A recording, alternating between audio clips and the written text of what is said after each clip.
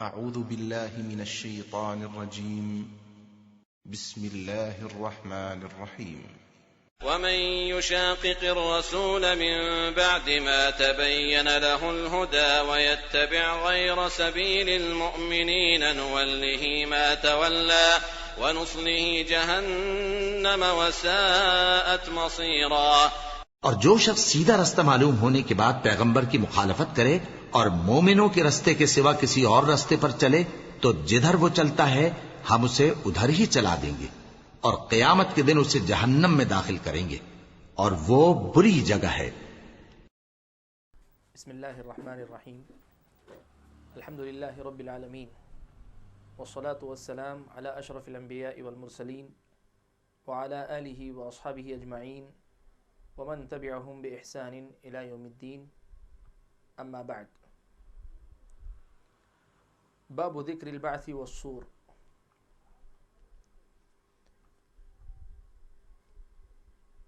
انتقال کے بعد دوبارہ اٹھائے جانے اور سور پھونکنے کے بیان میں امام ابو داؤد رحمۃ اللہ علیہ نے کتاب السنہ کے اندر مختلف ابواب کے ساتھ ایک باب یہ بھی ذکر کیا ہے۔ اس میں یہ مسئلہ آپ کے سامنے بیان کیا جا رہا ہے کہ مرنے کے بعد دوبارہ زندہ کیا جانا یہ حق ہے، اور زندہ کیے جانے کا جو طریقہ شریعت نے متعین کیا ہے وہ سور پھونکنا ہے۔ میں نے جیسے بتایا کہ کتاب السنہ میں جتنے باب امام ابو داؤد نے باندھے ہیں ان میں سے ہر باب میں حقیقت میں ایک گمراہی پر رد ہے۔ عقیدے کے باب میں ایک گمراہی جو ہوئی ہے اس پر تنبیہ ہے کہ عقیدے کے فلاں مسئلے کا ایک گروہ نے انکار کیا، فلاں نے اس میں شک کیا، فلاں نے اس میں جو ہے کچھ الگ بات کہی جو سنت سے ہٹی ہوئی بات ہے۔ یہی مقصد ہے، اسی لیے کتاب السنہ کے تحت یہ سب باب لا رہے ہیں امام ابو داؤد۔ لیکن یہ ایک باب ایسا ہے جو میں نے تلاش کیا تو مسلمانوں میں سے، اور جیسے یہ بھی بتایا کہ جتنی باب ذکر کیے ہیں یہ سب وہ باب ہے جو مسلمانوں میں سے فرقوں نے جو انکار کیا، لیکن میں نے جہاں تک تلاش کیا مجھے یہ مسئلہ نہیں مل سکا کہ جو مسلمان ہیں، جو باقاعدہ مسلمان ہیں یا جن کا شمار مسلمانوں میں ہوتا ہے، ان میں سے کسی نے ان دو چیزوں کا انکار کیا ہو، دوبارہ زندہ کیے جانے کا یا سور پھونکے جانے کا۔ ہو سکتا ہے امام مسلم کے، امام ابو داؤد رحمۃ اللہ علیہ کے سامنے ایسے کچھ افراد رہے ہوں گے جنہوں نے اس میں کسی قسم کے شک و شبے کا اظہار کیا ہو، کوئی فرقہ باقاعدہ نہ ہو، کچھ لوگ رہے ہوں، ان کو دیکھ کر امام ابو داؤد رحمۃ اللہ علیہ نے یہ باب باندھا ہو اپنے زمانے کے حالات کے اعتبار سے۔ جہاں تک میں دیکھ سکا مجھے ایسا کوئی گروہ نہیں مل سکا مسلمانوں کے فرقوں میں سے مختلف جس نے دوبارہ زندہ کیے جانے، بعد الموت کا انکار کیا ہو یا سور کا انکار کیا ہو، سور پھونکنے کا انکار کیا ہو۔ ہو سکتا ہے کوئی ہو فرقہ، اگر ہو تو ان کا مسئلہ ہے، نہ ہو تو امام ابو داؤد رحمۃ اللہ علیہ نے کسی کو دیکھا ان پر رد کرنے کے لیے باب باندھا۔ لیکن بہرحال مسئلہ تو اپنی جگہ یہ حق ہے کہ دوبارہ زندہ کیے جانے پر ایمان لانا ضروری ہے۔ جو آدمی اس پہ ایمان نہیں لاتا مسلمان ہی نہیں۔ اور قیامت کے دن کا انکار ہی اصل میں اس لیے کرتے ہیں کہ ایک انسان جو ہے پورا کا پورا جو ہے ختم ہو جاتا ہے، کچھ نہیں بچتا، جسم کا کوئی حصہ نہیں سوائے ایک ہڈی کے ایک ٹکڑے کے، تب پھر اس سے دوبارہ زندہ کیا جانا ایک عقلاً ناممکن سی چیز نظر آتی ہے۔ اسی لیے لوگوں نے قیامت کے دن کا بھی انکار کیا تھا۔ لیکن امام ابو داؤد بتانا چاہتے ہیں کہ السنہ یعنی اہل السنہ کا جو طریقہ ہے اس طریقے میں اس پر ایمان لانا واجب ہے، اس کے بغیر آدمی کا ایمان درست نہیں ہو سکتا۔ اور یہ بھی کہ یہ قیامت جو قائم ہوگی وہ سور پھونکنے سے ہوگی۔ سور جو ہے حضرت اسرافیل علیہ السلام اس کو پھونکیں گے، یہ ساری باتیں آپ کے علم میں ہیں۔ تو چونکہ کوئی مستقل فرقہ نہیں ہے تو ان کا کیا سوچ تھی، کیوں تھی، یہ جو ہے غیر ضروری مسئلہ ہے۔ ہم لوگ آگے بڑھتے ہیں۔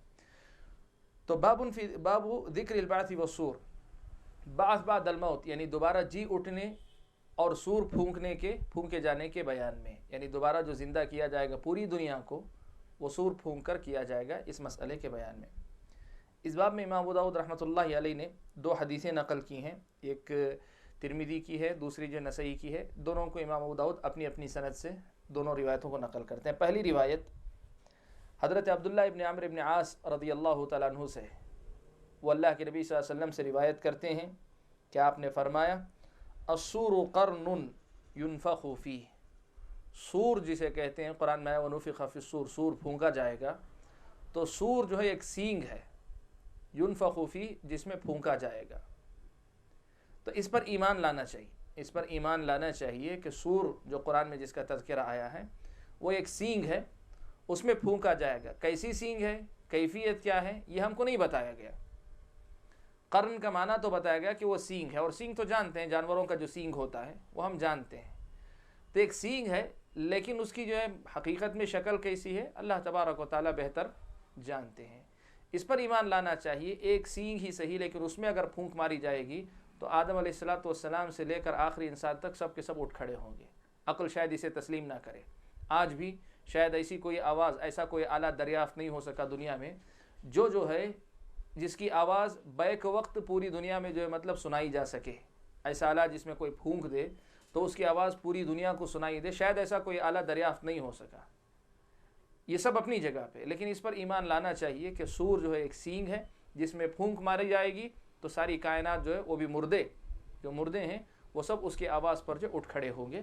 اس پر ایمان لانا یہ کہ السنہ کا ایک حصہ ہے، یعنی اہل السنہ والجماعہ کے اصولوں میں سے ایک بنیادی اصول ہے. یہ اس باب کی پہلی حدیث ہے جو امام ابو داؤد رحمۃ اللہ علیہ نے نقل کی. وعلیکم السلام ورحمۃ اللہ.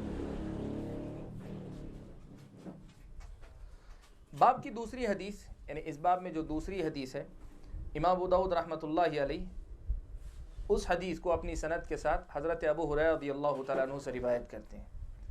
کہتے ہیں کہ رسول اکرم صلی اللہ علیہ وسلم نے فرمایا، کل ابن آدم تأکل الارض، یا کل ابن آدم تأکل الارض الا عجب الذنب منہ خلق وفیہ یرکب.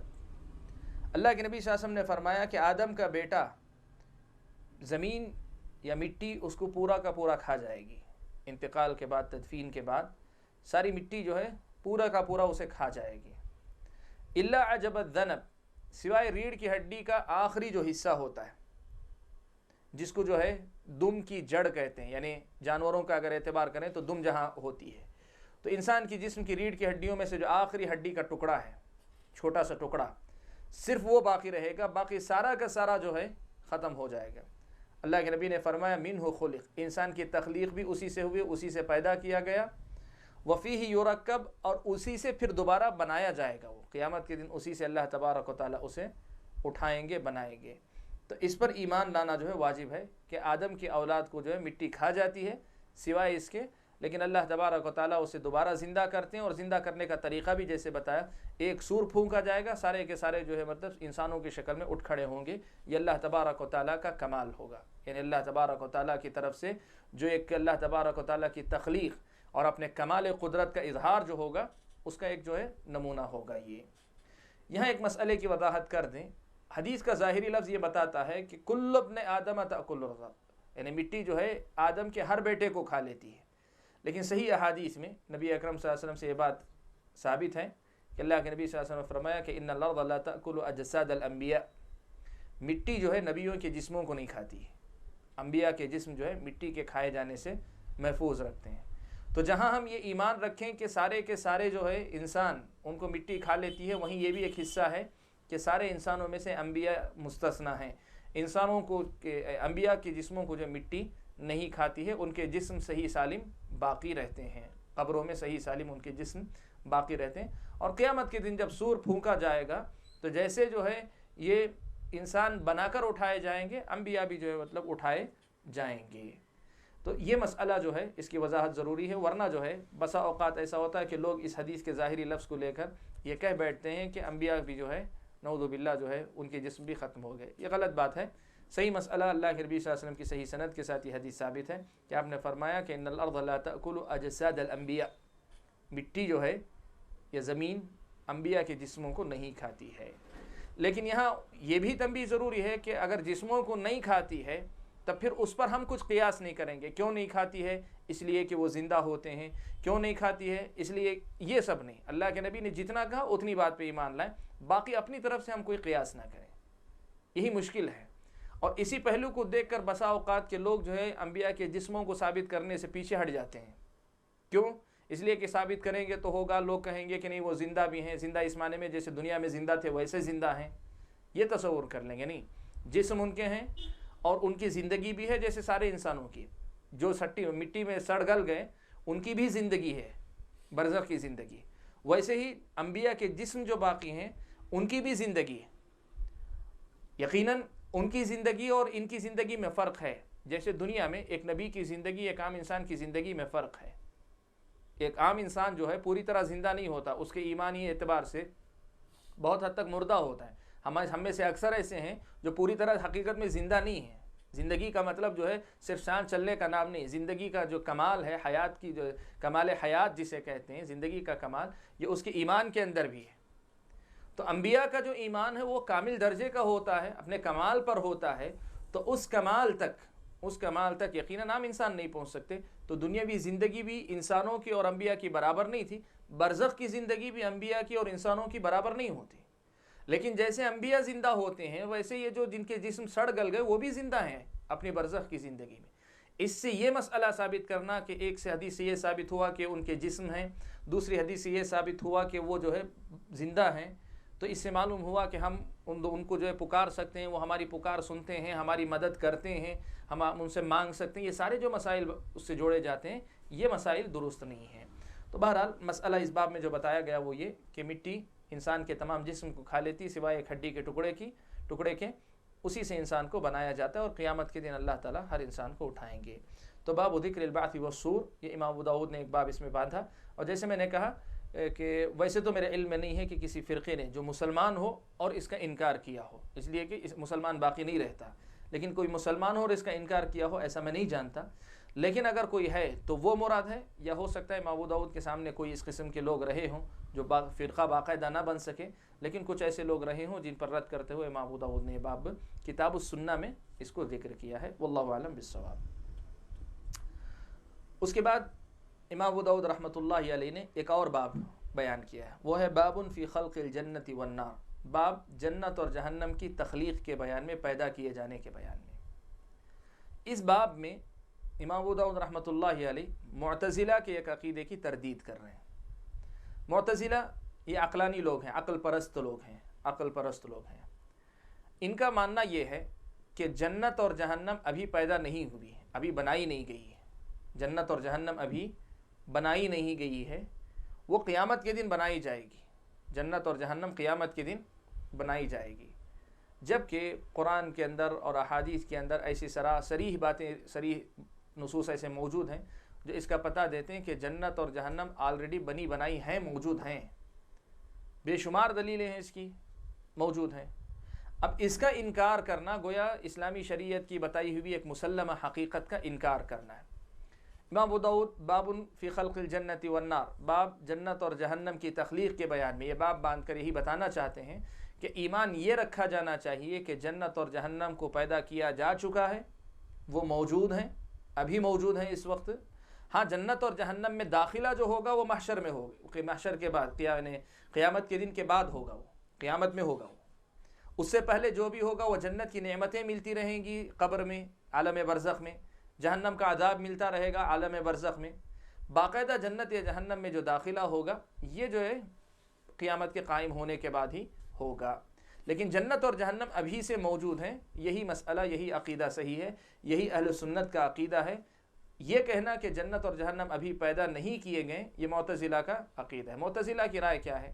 کیوں یہ کہتے ہیں کہ جنت اور جہنم کو میں جب داخلہ جو ہے قیامت کے دن ہی ہونا ہے تو وقت سے پہلے جو ہے مطلب اسے بنا کر رکھ دینا ایک بیکار کام ہے۔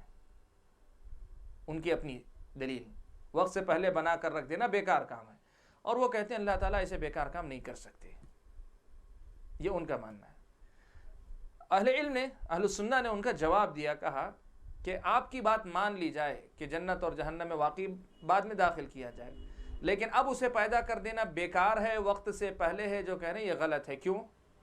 اس لیے کہ جو ہے مطلب ہم نے خود جو نصوص آیات اور احادیث میں دیکھا کہ اس جنت کا مشاہدہ اللہ کے نبی صلی اللہ علیہ وسلم کو کروایا گیا۔ اللہ کے نبی صلی اللہ علیہ وسلم نے خود آ کر دیکھ کر لوگوں کے سامنے بتایا۔ کیا صرف یہ ایک فائدہ ہی جو ہے مطلب لوگوں کے لیے کافی نہیں ہے کہ اللہ کے نبی صلی اللہ علیہ وسلم جاتے ہیں، حقیقی جنت کو دیکھتے ہیں، حقیقی جہنم کو دیکھ کر آتے ہیں اور لوگوں کو اس سے ڈراتے ہیں، یہ ایک۔ اور دوسری بات یہ ہے کہ یہ کہنا کہ جو مطلب اللہ تبارک و تعالیٰ فعال لما یرید ہے، اللہ تعالیٰ جو چاہے کر سکتے ہیں، جنت و جہنم میں بعد میں داخل کریں گے، تو ابھی سے تخلیق کرنا یہ کام بیکار ہے، یہ کہنے کے والے آپ کون ہوتے ہیں؟ کیا پتہ اللہ تعالیٰ کی کیا کیا اس سے جڑی مصلحتیں ہوں، اللہ بہتر جانے۔ سب سے بڑھ کر یہ کہ جو ہے آدم علیہ السلام کو جو ہے جنت میں رکھا گیا تھا۔ اب یہاں ایک اور مسئلہ پیدا ہوتا ہے، وہ یہ کہ کیا جو جنت آدم علیہ السلام کو جس جنت میں رکھا گیا وہ وہی جنت ہے جو جنت جو ہے جس میں بعد میں مومنوں کو داخل کیا جائے گا، یا کوئی اور جنت ہے؟ یہ بھی ایک مسئلہ اسی ضمن میں آتا ہے۔ اہل سنہ کے مطابق، صحیح قول کے مطابق انشاءاللہ وہ یہی کہ اس مسئلے میں زیادہ صحیح قول یہی ہے کہ جو جنت وہی ہے جو جنت جو ہے آدم علیہ السلام جس میں رکھے گئے تھے، اور آخرت میں جس جنت میں بھیجا جائے گا۔ تب یہاں مسئلہ یہ ہوا کہ جب آدم علیہ السلام کو جنت میں رکھا گیا تھا تو اللہ تعالیٰ نے آدم کو رکھ کر وہاں سے نکالا تھا، یہ خود ایک مقصد ہے اللہ تعالیٰ کا۔ ایسے شریعت میں بے شمار مقاصد ملتے ہیں، ایسے مقاصد کے ہوتے ہوئے یہ کہنا کہ بیکار کام ہے، یہ جو ہے مطلب بیکار کی بات ہے۔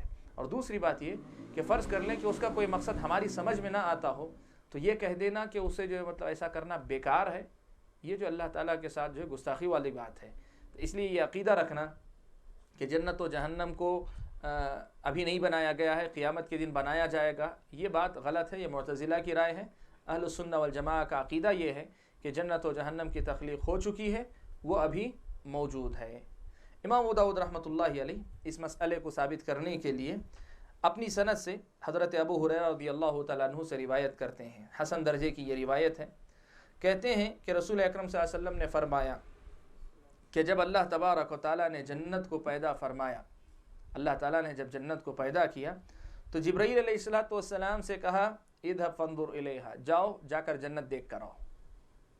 فذهب فنظر الیہا ثم جاء، گئے حضرت جبرائیل، جنت کو دیکھا اور واپس لوٹ کر آئے اور کہا اے ربی وعزتک لا يسمع بها احد الا دخلها، کہ اے میرے رب تیری عزت کی قسم ہے نہیں سنے گا اس کے بارے میں کوئی بھی مگر یہ کہ اس میں داخل ہو جائے گا۔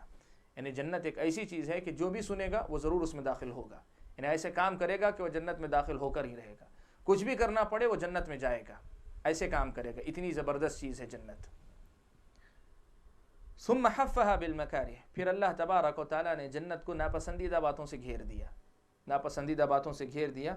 ثم قال، پھر کہا اے جبرائیل جاؤ جا کر دیکھو۔ فذهب فنظر الیہ، جبرائیل دوبارہ گئے جنت، دیکھا اور واپس لوٹ کر آئے۔ فقال اے ربی وعزتک، اے میرے رب تیری عزت کی قسم، لقد خشیت الا يدخلها احد، مجھے تو اس کا ڈر ہے کہ اب جنت میں شاید ہی کوئی داخل ہو۔ ناپسندیدہ باتیں اتنی ہیں کہ مجھے لگتا ہے کہ شاید کوئی اس کو ان ناپسندیدہ باتوں کو برداشت ہی نہ کرے، اور جب تک ان کو برداشت نہیں کرے گا جنت کو نہیں پہنچے گا۔ یہ حضرت جبرائیل علیہ السلام نے آ کر کہا۔ قال، اللہ کے رسول صلی اللہ علیہ وسلم مزید فرمائے فلما خلق اللہ تعالی النار، جب اللہ تبارک و تعالیٰ نے جہنم کو پیدا کیا، قال یا جبریل اذهب فانظر الیہا، کہا جاؤ جبریل جہنم کو دیکھ کر آؤ۔ گئے، دیکھا، واپس لوٹ کر آئے۔ فقال، اور کہا اے ربی وعزتک، اے میرے رب تیری عزت کی قسم، لا يسمع بها احد فيدخلها، ایسا کبھی نہیں ہوگا کہ کوئی اس جہنم کے بارے میں سنے اور داخل ہو جائے۔ یعنی ایسی خطرناک چیز ہے کہ جو سنے گا ہر ممکن کوشش کر کے جو بچے گا اور بچ جائے گا، کوئی بھی جو ہے جانا نہیں چاہے گا، نہیں جائے گا کوئی بھی اس میں۔ فحفها بالشہوات، پھر اللہ تعالیٰ نے خواہشات سے اس کو گھیر دیا جہنم کو۔ ثم قال یا جبریل، پھر کہا اے جبریل اذهب فانظر الیہا، جاؤ جا کر جہنم کو دیکھو۔ فذهب فنظر الیہا، جبریل علیہ السلام گئے اور دیکھا، پھر آ کر کہا اے میرے رب تیری عزت و جلال کی قسم ہے، لقد خشیت الا يبقى احد الا دخلها، مجھے تو ڈر یہ لگتا ہے کہ کوئی ایسا بچے گا نہیں جو اس میں نہ داخل ہو۔ یہ حضرت ابو ہریرہ رضی اللہ تعالیٰ عنہ کی روایت ہے۔ بہت بڑی جو ہے مطلب یہ حدیث، یعنی وعظ و نصیحت کے باب میں کہیں ہماری اپنی زندگی کے لیے بہت بڑا سبق ہے، اس کے اندر بہت بڑا سبق۔ صرف ایک حدیث یہ یاد رکھیں اور آدمی اسی کو صبح و شام اپنے دل و دماغ میں جو ہے دہراتا رہے تو شاید بہت ساری نیکیاں ہمارے لیے آسان ہو جائیں گی، اور بہت سارے گناہوں سے بچنا جو ہے ہمارے لیے آسان ہو جائے گا۔ جو نیکیاں مشکل نظر آتی ہیں، جن میں مشقت، طبیعت پہ ناگواری گزرتی ہے، وہ نیکیاں شاید ہمارے لیے آسان ہو جائیں گی بہت سی، اور بہت سے گناہ جن سے بچتے ہوئے جو ہے کبھی ہم کو بچنے کا خیال نہیں پیدا ہوتا، شاید اس حدیث کو سن کر جو ہے ہمارے دل کے اندر شاید وہ ڈر پیدا ہو جس سے ہم ان گناہوں سے بچ جائیں۔ تو یہ بہت بڑی نصیحت ہے، وہیں جو مسئلہ امام ابو داؤد رحمۃ اللہ علیہ بتانا چاہتے ہیں، جو باب کا مسئلہ ہے وہ یہ کہ اللہ تعالیٰ نے جنت کو پیدا کیا، جبرائیل علیہ السلام کو بھیجا، جہنم کو پیدا کیا، جبرائیل علیہ السلام کو بھیجا، جبرائیل نے دیکھا دونوں چیزوں کو، واپس آئے، تبصرہ کیا، پھر اللہ نے دوبارہ بھیجا، یہ جو سارا منظر ہے اس سے کیا سمجھ میں آتا ہے کہ جنت باقاعدہ پیدا کی جا چکی ہے۔ یہ نہیں کہا جب اللہ پیدا کرے گا تو یہ کہے گا جبرائیل جائیں گے آئیں گے، یہ نہیں کہا۔ اللہ کے نبی نے جو بھی لفظ استعمال کیا وہ ماضی کا ہے، پاسٹ، گزر چکی ہے بات، یعنی ایسا ہو چکا ہے۔ تو جنت اور جہنم کی تخلیق ہو چکی ہے، پیدا کیا جا چکا ہے۔ معتزلہ جو کہتے ہیں، معتزلہ کی رائے غلط ہے، اہل سنہ کا یہ ایمان و عقیدہ ہے کہ جنت و جہنم ابھی پیدا کر دیے گئے ہیں اور ابھی یہ موجود ہیں۔ یہ ایک اہم مسئلہ ہے جو امام ابو داؤد رحمۃ اللہ علیہ نے اس باب میں بیان کیا ہے۔ اس کے بعد امام ابو داؤد رحمۃ اللہ علیہ نے ایک تیسرا باب ذکر کیا، باب فی الحوض، باب فی الحوض، باب حوض کوثر کے بیان میں، حوض کوثر کے بیان میں۔ حوض کوثر کا مسئلہ بھی ایسا ہی ایک مسئلہ ہے، حوض کوثر کا مسئلہ بھی ایسا ہی ایک مسئلہ ہے جس میں امت کے بعض فرقے گمراہ ہوئے۔ ان میں سے معتزلہ جو ہیں، معتزلہ 3 فرقے ہیں جو حوض کوثر کے مسئلے میں گمراہ ہوئے۔ ایک ہے معتزلہ کا فرقہ، وہ غیبیات، غیب کی جتنی باتیں ہوتی ہیں ان سب کا وہ انکار ہی کرتے ہیں۔ کیوں؟ اس لیے کہ عقل قبول نہیں کرتی۔ یہ معتزلہ کا طریقہ ہے۔ انہوں نے جو ہے کہا حوض کوئی چیز نہیں ہے، حوض جو ہے کوئی چیز نہیں، اس کا انکار کیا معتزلہ نے۔ تو ایک تو اہل سنہ جو ہے کا طریقہ ہے کہ وہ حوض کو ثابت کرتے ہیں، صرف حوض نہیں، حوض کی جتنی تفصیلات حدیث میں آئی ہیں ان سب کو ثابت کرتے ہیں، جیسے امام ابو داؤد نقل کریں گے آپ کے سامنے۔ ایک گمراہ فرقہ تو معتزلہ ہے۔ حوض کے مسئلے میں 2 اور گمراہ فرقے ہیں، ایک جو خوارج کا ہے، تیسرا معتزلہ کا ہے، تیسرا رافضہ کا ہے، شیعہ کا ہے۔ خوارج ہیں اور ان کے ساتھ جو شیعہ رافضہ ہیں۔ ان دنوں کا مسئلہ یہ ہے کہ یہ دونوں جو ہے حوض کو تو ثابت کرتے ہیں، حوض کا انکار نہیں کرتے ہیں، لیکن حوض کے پاس آنے والے جو لوگ ہیں اور جن کو جو ہے مطلب وہاں سے بھگایا جائے گا، وہ کہتے ہیں کہ یہ صحابہ کی جماعت ہے۔ خوارج کا ایمان چونکہ یہ ہے کہ صحابہ پورے کے پورے وہ تحکیم، حکم بنانے کا جو واقعہ جنگ صفین میں ہوا تھا، اس کے بعد جو ہے سب مرتد ہو گئے تھے، یہ جو ہے سب کے سب کافر ہو گئے تھے، یہ جو ہے خوارج کا ماننا ہے۔ اس لیے وہ کہتے ہیں کہ حوض کوثر پہ جو امتی آئیں گے جن کو بھگایا جائے گا وہاں سے، وہ صحابہ ہوں گے، یہ خوارج کا ماننا ہے۔ اور ویسے ہی رافضہ شیعہ کا ماننا یہ ہے کہ نبی کی زندگی کے بعد سوائے 6 کے باقی سب چونکہ مرتد ہو گئے تھے صحابہ، اس لیے قیامت کے دن ان صحابہ کو جو ہے حوض کوثر کے پاس سے بھگایا جائے گا۔ جبکہ صحیح احادیث سے اس بات کا پتہ چلتا ہے کہ نبی اکرم صلی اللہ علیہ وسلم کے امتی ہی جو ہے اس حوض کے پاس آئیں گے۔ اور اللہ کے نبی صلی اللہ علیہ وسلم اس باب میں آپ دیکھیں گے کہ اللہ کے رسول صلی اللہ علیہ وسلم نے اپنے صحابہ کو کہا کہ آپ جو ہے حوض کوثر پہ آنے والوں میں سے ایک حصہ ہوں گے۔ تو حوض کوثر کو ثابت کر کے معتزلہ کا رد پہلے کہ حوض کوثر حق ہے، معتزلہ کی تردید کریں گے، پھر حوض کوثر پہ آنے والوں میں صحابہ بھی ہوں گے، بلکہ صحابہ ہی اصل ہوں گے۔ یہ جو مسئلہ جو ہے وہ بھی امام ابو داؤد اس میں ثابت کریں گے، جس سے جو ہے خوارج اور رافضہ کی تردید کرنا مقصد ہے۔ تو حوض کے مسئلے میں 3 گمراہ فرقے ہیں، ایک جو معتزلہ جو حوض کا ہی انکار کر دیتے ہیں اس لیے کہ عقل اس کو مانتی نہیں ہے، جبکہ احادیث میں حوض کا ثبوت ہے، حوض کی تفصیلات ہیں، ان سب پہ ایمان لانا یہ اہل سنہ کا طریقہ۔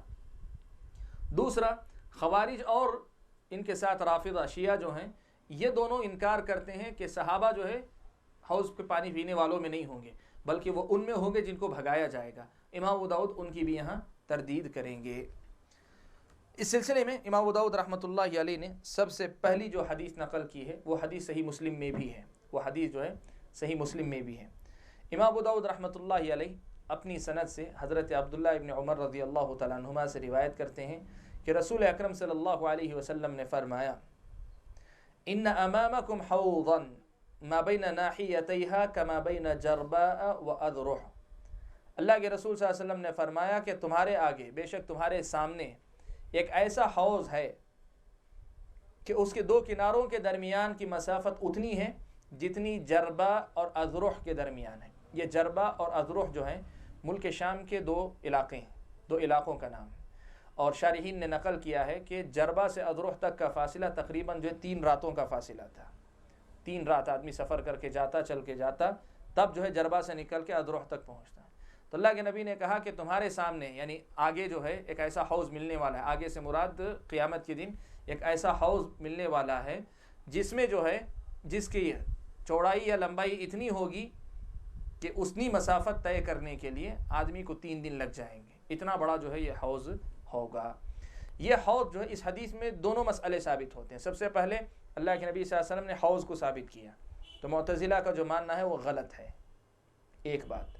دوسری بات جو معلوم ہوتی، صحابہ کو مخاطب کر کے ان امامکم حوضا، تمہارے سامنے ایک حوض آنے والا ہے، تمہارے سامنے ایک حوض آنے والا ہے۔ اللہ کے نبی صلی اللہ علیہ وسلم جو ہے مطلب یہ ایک خوشخبری کے طور پر، یعنی صحابہ کو وقتاً فوقتاً جو ہے ان کے نیک جذبات، نیک اعمال کو دیکھتے ہوئے جو ان کی تشجیع کے لیے ایک باتیں کہتے تھے، اس قسم کا ایک جملہ ہے۔ اللہ کے نبی صلی اللہ علیہ وسلم اگر یہ ہوتا کہ یہ صحابہ وہاں آنے والے نہیں، جیسے یہ خوارج کہتے ہیں، جیسے یہ رافضہ کہتے ہیں، شیعہ کہتے ہیں، تو ان کے سامنے یہ کیوں بتاتے؟ بلکہ ان کے سامنے بتاتے تو یوں کہتے کہ جو ہے تم سب لوگ اس سے محروم کیے جاؤ گے، یا پھر یہ کہنا چاہیے کہ اللہ کے نبی صلی اللہ علیہ وسلم نے یہ کہا کہ تم لوگ حوض پر آؤ گے، حالانکہ اللہ کے نبی کو یہ معلوم نہیں ہے کہ یہ لوگ بعد میں مرتد ہو جائیں گے، اور یہ تو کوئی بولے گا نہیں۔ تو اس حدیث میں دونوں پہلو ثابت ہوتے ہیں، ایک تو حوض حق ہے، اور دوسرا صحابہ کو مخاطب کر کے جب کہا جا رہا ہے تمہارے سامنے ایک حوض آنے والا ہے، تو اس سے معلوم ہو رہا ہے کہ صحابہ اس حوض پر آنے والوں میں سے ہیں اور آ کر وہاں پانی پینے والوں میں سے ہیں۔ اسی لیے اللہ کے نبی صلی اللہ علیہ وسلم تشجیع کے طور پر ان سے یہ بات کہہ رہے ہیں۔ تو یہ پہلی حدیث ہے، صحیح مسلم میں بھی یہ روایت موجود ہے۔ اس کے بعد امام ابو داؤد رحمۃ اللہ علیہ دوسری ایک اور حدیث حضرت زید بن ارقم رضی اللہ تعالیٰ عنہ سے نقل کرتے ہیں۔ یہ حدیث صحیح سند کے ساتھ مروی ہے، امام احمد وغیرہ نے بھی اس کو روایت کیا ہے۔ کہتے ہیں زید بن ارقم رضی اللہ تعالیٰ عنہ کہ ہم رسول اکرم صلی اللہ علیہ وسلم کے ساتھ تھے، ایک سفر میں اللہ کے نبی صلی اللہ علیہ وسلم کے ساتھ تھے۔ فنزلنا منزلا، تو ایک جگہ پڑاؤ ڈالنے کے لیے ہم لوگ اترے۔ قال، تب اللہ کے رسول صلی اللہ علیہ وسلم نے فرمایا ما انتم جزء من 100,000 جزء ممن يرد علی الحوض، کہا کہ تم تو یعنی جن کو مخاطب کر رہے ہیں زید بن ارقم اور جو دوسرے صحابہ تھے ان کو مخاطب کر کے، تم تو جو ہے جو لوگ میرے پاس حوض پر جو لوگ میرے پاس آنے والے ہیں، یعنی حوض پر آ کر جو پانی پینے والے لوگ ہیں، ان میں سے تم جو ہے 1,00,000 حصوں میں سے ایک ہو، یعنی تم جو ہے ایک حصہ ہو، اور جو لوگ آئیں گے وہ جو ہے تمہارے مقابلے میں یوں سمجھے کہ جو ہے 90 پر 9,999، سمجھ رہے ہیں؟ تو 1,00,000 میں سے تم ایک ہی حصہ ہو، باقی جو پورے آئیں گے وہ اتنے زیادہ ہوں گے۔ اللہ کے رسول صلی اللہ علیہ وسلم نے مخاطب کر کے کہا۔ قال قلت، ابو حمزہ جو زید ابن ارقم سے روایت کرتے ہیں وہ کہتے ہیں میں نے پوچھا زید ابن ارقم سے کم کنتم یومئذ، اس دن آپ لوگ کتنے تھے، کتنی تھی تعداد، تاکہ اندازہ لگائیں 1,00,000واں حصہ اگر اتنا ہے تو 1,00,000 کتنے ہوں گے اندازہ لگانے کے لیے۔ تو حضرت زید ابن ارقم نے کہا 700 او 800، 700 یا 800 کے قریب ہماری تعداد تھی۔ اللہ کے نبی کے ساتھ جس سفر میں اللہ کے نبی نے یہ بات کہی، ہم 700 یا 800 کے قریب تھے جب اللہ کے نبی نے کہا۔ گویا مطلب 700 یا 800 کی تعداد پوری جو تعداد ہے اس کا 1,00,000واں حصہ ہے۔ اس کا مطلب یہ ہوا کہ نبی اکرم صلی اللہ علیہ وسلم کی امت جو ہوگی بہت زیادہ ہوگی، بہت بڑی ہوگی، اور یہ معلوم ہے کہ اللہ کے نبی صلی اللہ علیہ وسلم کی امت سب سے زیادہ ہوگی قیامت کے دن۔ اللہ کے نبی صلی اللہ علیہ وسلم کی امت سب سے زیادہ ہوگی، اور حوض دوسرے انبیاء کا بھی ہوگا، لیکن نبی اکرم صلی اللہ علیہ وسلم کے حوض پر آنے والوں کی تعداد زیادہ ہوگی۔ یعنی ایک حوض بھی ثابت ہوا، اور اس سے بڑھ کر جو ہے یہ مسئلہ صراحت کے ساتھ ثابت ہوا کہ نبی نے یہ کہا کہ یہ 700 یا 800، خوارج کے مطابق اگر دیکھیں تو خوارج کے مطابق چند ہی مسلمان باقی رہے، حادثہ تحقیق کے بعد سب مرتد ہو گئے، اور شیعہ کے مطابق 6 آدمی کے علاوہ سب مرتد ہو گئے، تو پھر یہ 700-800 تو کم از کم آ ہی رہے ہیں اللہ کے نبی صلی اللہ علیہ وسلم کی حدیث کی روشنی میں۔ 700-800 جو یہ وہ لوگ ہیں جو ہے حوض کوثر پہ آنے والے ہیں۔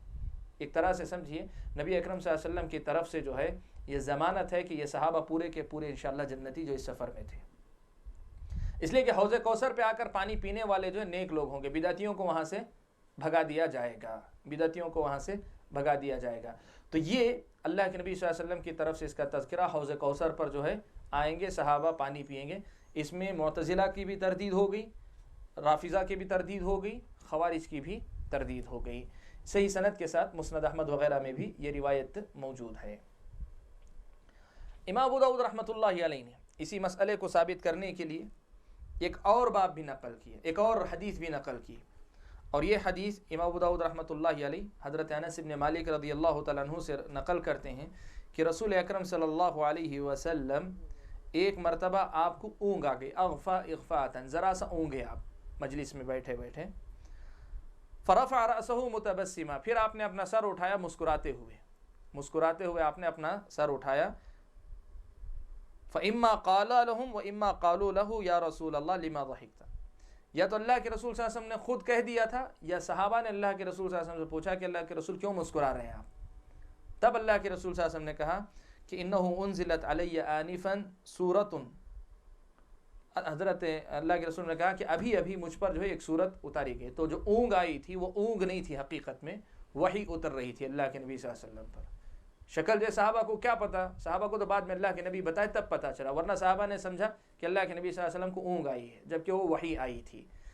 تو کہا اللہ کے رسول صلی اللہ علیہ وسلم نے کہ ابھی مجھ پر ایک سورت اتاری گئی ہے، اور آپ نے وہ سورت پڑھی بسم اللہ الرحمن الرحیم، میں شروع کرتا ہوں اللہ کے نام سے جو بڑا مہربان نہایت رحم والا ہے. انا اعطیناک الکوثر، بے شک ہم نے آپ کو کوثر عطا کیا ہے. کوثر کیا ہے؟ جیسے حدیث میں آئے گی ندی ہے، ایک ندی کا نام ہے. حتی ختمہا، یہاں تک کہ آپ نے اس سورت کو ختم کر دیا. انا اعطیناک الکوثر. فلما قرأہا، جب آپ اس کو پڑھ کر فارغ ہوئے تو آپ نے پوچھا هل تدرون ما الکوثر، کیا آپ لوگوں کو معلوم ہے یہ کوثر کیا ہے جو مجھے دی گئی یہ چیز؟ قالوا اللہ ورسولہ اعلم، صحابہ نے کہا اللہ اور اس کے رسول بہتر جانتے ہیں. تو آپ نے فرمایا فإنہ نہر، کہا کہ ایک نہر ہے. وعدنیہ ربی عز وجل فی الجنہ، میرے رب نے مجھے یہ جنت میں دینے کا وعدہ کیا ہے، جنت میں دینے کا مجھ سے وعدہ کیا ہے. وعلیہ خیر کثیر، اور اس پر جو ہے بہت زیادہ خیر ہے. کیا خیر ہے؟ اس کی ایک وضاحت ہے. علیہ حوض، اس پر جو ہے ایک حوض بنا ہوا ہے، اس نہر پر ایک حوض بنا ہے اس نہر کا پانی آ کر جو ہے اس حوض میں گرتا ہے. ترد علیہ امتی یوم القیامہ، قیامت کے دن میرے امتی جو ہے وہاں میرے پاس آئیں گے، اس حوض کے پاس میرے پاس آئیں گے. آنیتہ عدد الکواکب، وہاں جو پیالے ہوں گے، پانی پینے کے لیے جو پیالے ہوں گے ان کی تعداد ستاروں کے برابر ہوگی. ستاروں کی جتنی تعداد ہے اتنی جو ہے وہاں کے پیالوں کی تعداد ہوگی. تو حوض کوثر اسی لیے کہتے ہیں کہ ایک تو حوض ہے اور ایک ہے حوض کوثر، دو لفظ آپ سنتے ہیں.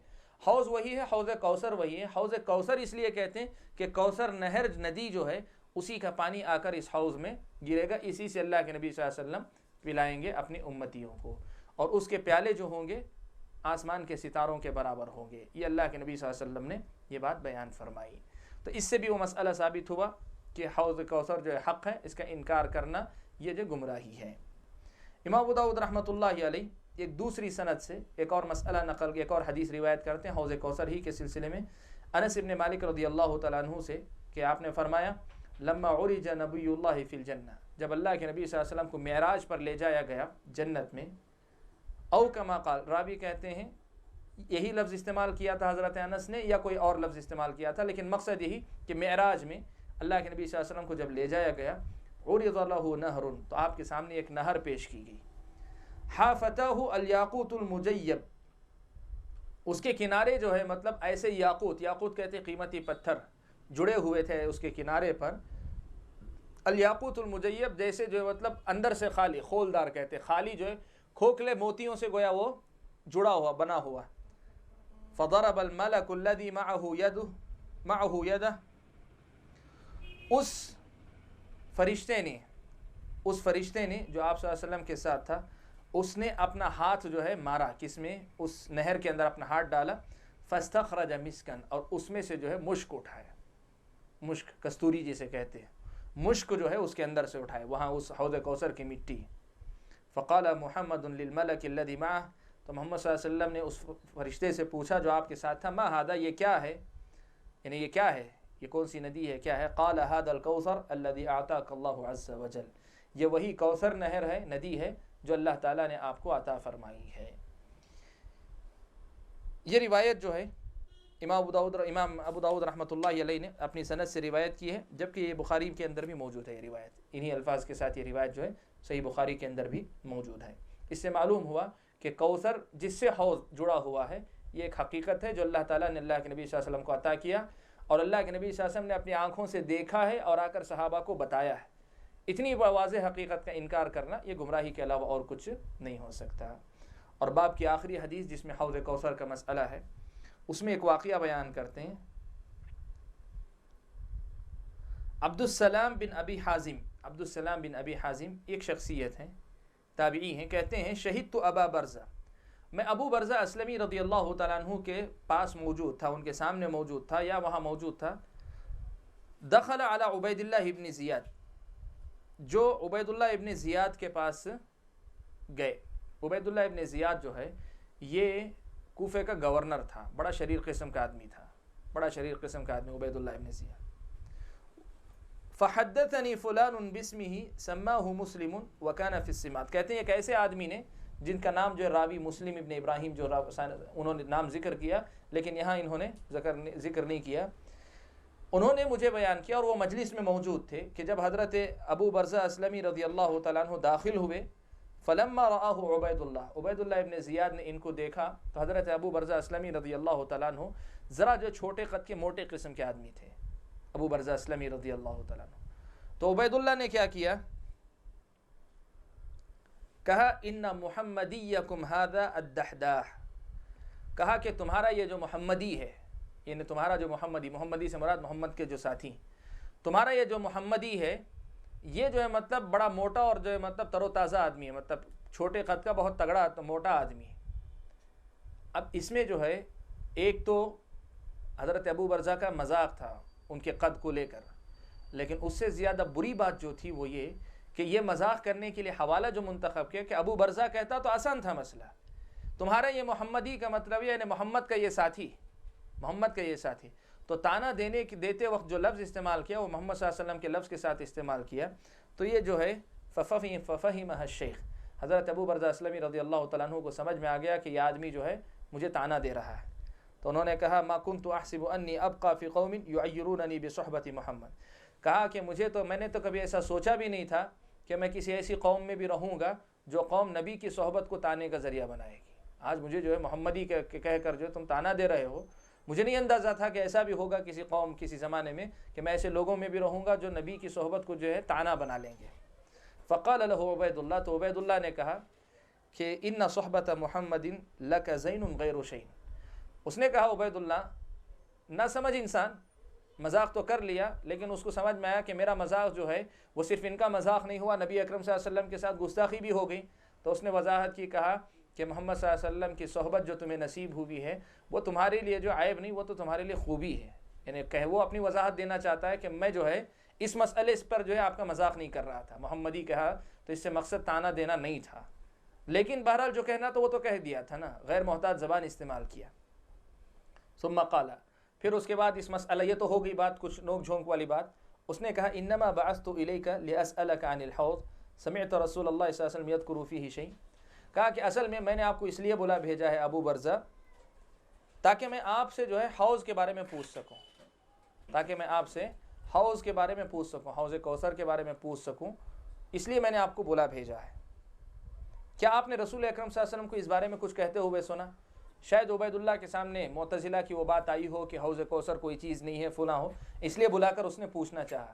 تو کہا اصل یہ پوچھنے کے لیے بلایا ہوں کیا آپ نے اللہ کے رسول صلی اللہ علیہ وسلم سے اس سلسلے میں کوئی بات سنی ہے؟ قال ابو برزہ، تو حضرت ابو برزہ اسلمی رضی اللہ تعالیٰ عنہ نے کہا نعم، ہاں، لا مرة ولا ثنتين ولا ثلاثا ولا اربعا ولا خمسا، کہا ایک بار نہیں، دو بار نہیں، تین بار نہیں، چار بار نہیں، پانچ بار نہیں، بلکہ اس سے زیادہ سنا ہوں.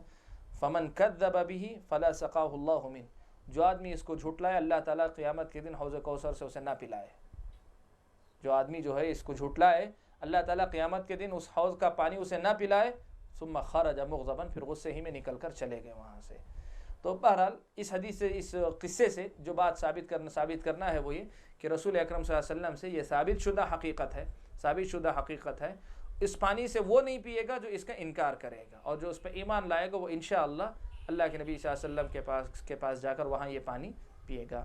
تو امام ابو داؤد نے کتاب السنہ کے اس باب میں حوض سے متعلق جو گمراہی امت کے بعض فرقوں کے اندر آئی تھی اس پر رد کیا، اور یہ بتایا کہ اہل السنہ کا یہ طریقہ ہے کہ وہ حوض کو بھی ثابت کرتے ہیں اور اس حقیقت کو بھی ثابت کرتے ہیں کہ حوض پر آنے والوں میں صحابہ ہوں گے، بلکہ سب سے پہلے صحابہ کرام رضوان اللہ تعالی اجمعین ہی ہوں گے. یہاں پر رکتا آج ہم لوگ اپنے درس کو روک لیتے ہیں. واللہ تعالی اعلم، وسبحانک اللہم وبحمدک، اشہد ان لا الہ الا انت، استغفرک واتوب الیک. کتاب السنہ ختم ہونے والا ہے، شاید میرے خیال میں 2 ہفتے، یعنی آج کے بعد شاید 2 ہفتے اور جو چلے گا، اس پر کتاب السنہ انشاءاللہ ختم ہو جائے گا. واللہ تعالی اعلم. سبحانک اللہم و بحمدک اشہد ان لا الہ الا انت استغفرک و اتوب الیک. نعم جی. کمپلیٹلی حوض کوثر کو انکار کرتے تھے یا ابھی ایگزسٹنگ ہے اس سے انکار کرتے تھے؟ نہیں، کمپلیٹ انکار کرتے تھے. حوض کوثر کوئی چیز ہی نہیں. تو انا اعطیناک الکوثر کی کوئی اور کوثر الگ ہے، حوض الگ ہے، دو الگ ہیں. بتایا نا، کوثر آ کر حوض میں آتا ہے. تو وہ جو ہے حوض کا انکار کرتے تھے. حوض کا انکار کرتے تھے کہ حوض ہوگا جس پر جو ہے یہ ساری کیفیات جو آئی ہیں، کہ جس کے اتنی مسافت ہوگی، اس کا پانی جو ہے اس کی کیفیت آئی ہے کہ شہد سے زیادہ میٹھا، دودھ سے زیادہ سفید ہوگا، اس کے جو پیالے ہوں گے وہ ستاروں کے مقدار میں. یہ ساری جو تفاصیل ہیں، ان سب کو دیکھ کر کہتے تھے کہ سمجھ میں آنے والی چیز نہیں کوئی، اس لیے اس کا انکار ہی کرتے تھے. حوض کا انکار کرتے تھے، کوثر کا نہیں. جی. شیخ ایک حدیث میں نے سنی تھی، موسیٰ علیہ السلام کو اللہ کے رسول صلی اللہ علیہ وسلم نے قبر میں نماز پڑھتے ہوئے دیکھا تھا. معراج کے وقت کی حدیث ہے. معراج کے وقت کی حدیث ہے. معراج جب گئے تھے اسراء پہ جاتے ہوئے، وہ مسئلہ ہے. جہاں تک میں جانتا ہوں ثابت ہے. ہاں جی ہاں، واللہ اعلم، مجھے جہاں تک معلوم ہے ثابت ہے. جی. یہ سنا تھا کہ آپ صلی اللہ علیہ وسلم کے جب سارے لڑکوں کا انتقال ہو گیا تو ایک کافر نے جو ہے تانا دیا تھا کہ میرے جی ان کا جی طبیعت کو انا اعطیناک الکوثر. جی ہاں ہاں، اس میں جو ہے مطلب ایک لفظ ہے ان شانئک هو الابتر، آپ کا دشمن ہی اصل میں دم کٹا ہے. تو اس میں جو ہے ایسا ہوتا ہے کہ قرآن کی ایک ہی صورت کے سبب نزول دو دو آتے ہیں، تین تین آتے ہیں کبھی کبھار. تو اس کا مطلب یہ ہوتا ہے کہ اللہ کے نبی صلی اللہ علیہ وسلم کو جو ہے، اللہ کے نبی صلی اللہ علیہ وسلم کو جو ہے دونوں طریقے سے، یا تو جو ہے پہلے آیت اتاری گئی پھر اس کے بعد اس کی فضیلت بھی بیان کی گئی، ایسا بھی ہو سکتا ہے. یا کبھی ایسا ہوتا ہے کہ تین چار سبب اکٹھا ہونے کے بعد آیت اترتی ہے تو کہتے ہیں اس سبب کے بعد اتری، اس سبب کے بعد اتری، تینوں کے لیے حق ہے. واللہ اعلم الصواب.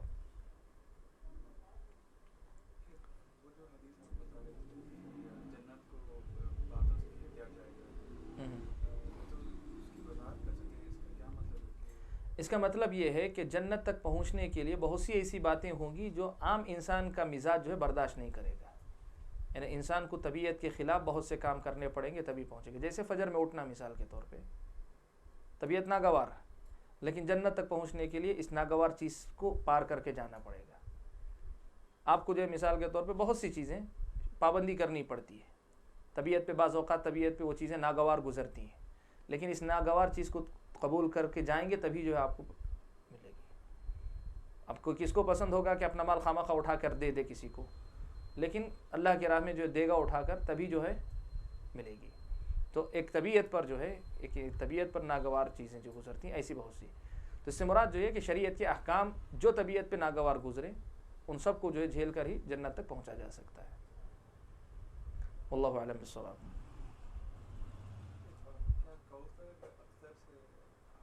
نہیں، کوثر الگ ہے اور اکثر الگ ہے. واللہ اعلم بالصواب. انسان کے مرنے کے بعد روح جو ہے علیین یا سجین میں چلے جاتی ہے. جی. تو برزخ میں تکلیف روح کو، برزخ جو ہے مطلب اس زندگی کا نام ہے، کسی ایک مقام کا نام نہیں ہے. برزخ جو ہے جسم جو ہے مٹی میں ہوتا ہے، جیسا بھی ہے سڑ گل کے ختم ہو جاتا ہے. روح علیین یا سجین میں ہوتی ہے، لیکن ان دونوں کا تعلق جو ہے باقی رہتا ہے. کیفیت کیا ہے اللہ بہتر جانے، عذاب کیسے ہوتا ہے اللہ بہتر جانے، لیکن ان دونوں کا تعلق برقرار ہوتا ہے. پھر یعاد، اس لیے کہ حدیث میں صحیح مسلم کی روایت میں حضرت براء ابن عازب رضی اللہ تعالیٰ عنہ کی روایت ہے کہ فتعاد روحہ فی جسدی، اس کی روح اس کے جسم میں لوٹائی جاتی. یہ بھی ہے یعنی علیین اور سجین میں ہوتی ہے، اور اس کے ساتھ یہ بھی ہے کہ اس کے جسم میں لوٹائی جاتی ہے. کیفیت کیا ہے اللہ بہتر جانتے ہیں. تو روح کا مقام علیین یا سجین ہے، جسم کا مقام مٹی ہے جس میں وہ جو ہے سڑ گل کے پتہ نہیں کیا کیا بن چکا ہوگا. لیکن ان دونوں کے درمیان وہ رشتہ اللہ تعالیٰ قائم رکھیں گے جس کے ہوتے ہوئے نعمتوں کی لذت یا قبر کے عذاب کی شدت، یہ دونوں کی دونوں وہ جو ہے محسوس کر رہے ہوں گے. کیفیت اللہ تعالیٰ بہتر جانتا ہے، چونکہ وہ ایک اور عالم ہے. برزخ کا عالم دوسرا عالم ہے، یہ دنیا کے عالم سے بہت مختلف ہے. تو ہم اسے جو ہے مطلب اپنے دنیا کے انداز میں شاید نہ سمجھ سکیں. بس ایمان لانے کی بات ہے، یقین رکھیں کہ ہاں ہوگا، تعلق ہوگا، اور اللہ تعالیٰ جو دیں گے اس کا نعمت یا عذاب جو ہے انسان بھگت رہا ہوگا، یہ ماننا پڑے گا. واللہ اعلم. ٹھیک ہے انشاءاللہ. سبحانک اللہم و بحمدک اشہد ان لا الہ الا انت استغفرک و اتوب الیک. السلام علیکم و رحمۃ اللہ.